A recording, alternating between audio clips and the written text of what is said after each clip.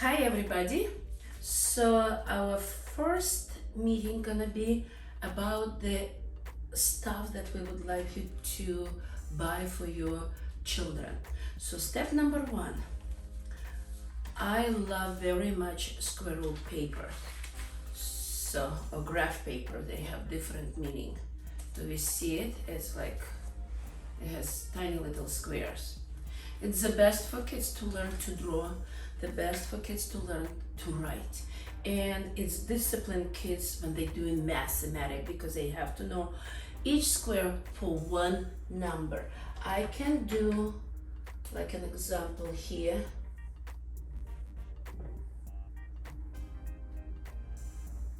And if they don't have it, they writing in between everywhere. But when you're doing addition and subtraction especially, you have to know 375 plus 286.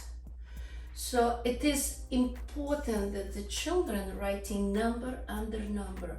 That's why they have to learn from very beginning that in each square you have to write only one number or only one letter.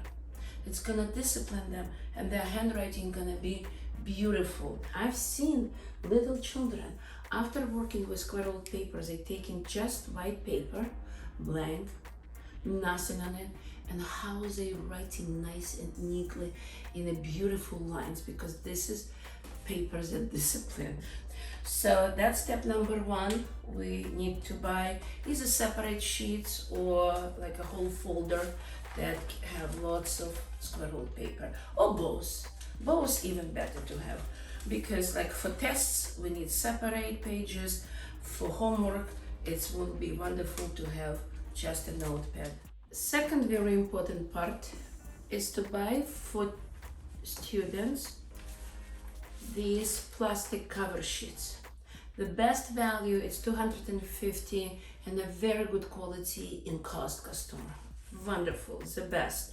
It's like for more than a year gonna be enough of them. So, and then you can put any paper, like on this side I put English work, on this side I put mathematic work. So, and then we're buying dry erase markers. We have with you fine tip marker, but the best even gonna be ultra probably fine tip markers. I'm gonna try to find and show to you that, but these works too. So if we take marker and then we write the answer,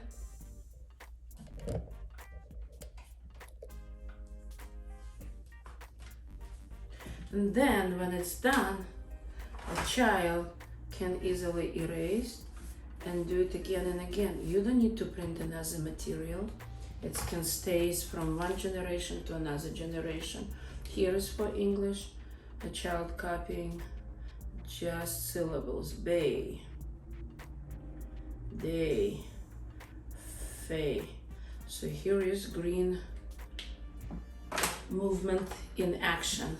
We don't need to spend lots of money on printing and on paper. The same paper we can use for very many different purposes. And then when we need to erase and do all over again. Everybody knows line paper, of course we need it. And you can buy a notepad or you can buy a binder and a paper. I would prefer both because for some tests we will need to unbuckle and return the page to the teacher, and it's very important that it's in a very nice condition. You know me, I like when the papers are beautiful, clean, everything is presentable. They have to learn to respect each other and teachers. And that's step number one. So this is lined paper and this is binder. So you can open and put as many lined papers as you need. And the child can always open, remove, and put again.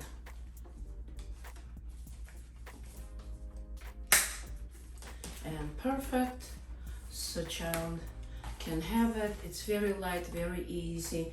We can have several of them for different subjects because we need for Russian separately, for English separately, for Spanish I would prefer, but Spanish and Russian can go together in one binder, but we will need also lots of outlines for science and social studies, so we'll need plenty of them, so maybe 7 or 8.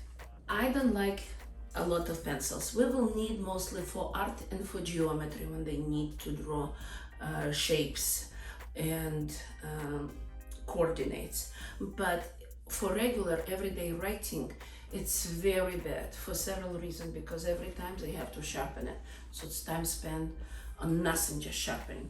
Next, if they're writing with a pencil, they are always trying to use this eraser and to erase everything, and it takes them forever to do that. So I'm teaching them use pens, and it's beautiful. If you made a mistake, we understand, nobody's gonna be punished for the mistake. Cross it out and write down all over again. So, but besides just black pens, I would prefer you buy for your child like this neon, very cheap, in seems to be 99 cents or Dollar King. I bought this one, so look at these neon colors. These are with glitters, and it's gel pens. They are so easy to write, you don't need to push them, and because they are colorful, they're gonna bring lots of flavor to the boring writing job, because they can write in red, in blue, in green, in yellow, or combinations, and we will see right now how does it work.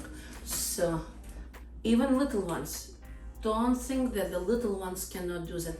They can do everything. It depends how you set up for them everything. You say, hey, you can do it, and you can start that they do the lines. The very first things, just vertical lines, then they can do horizontal, and then they can change the color. I want red.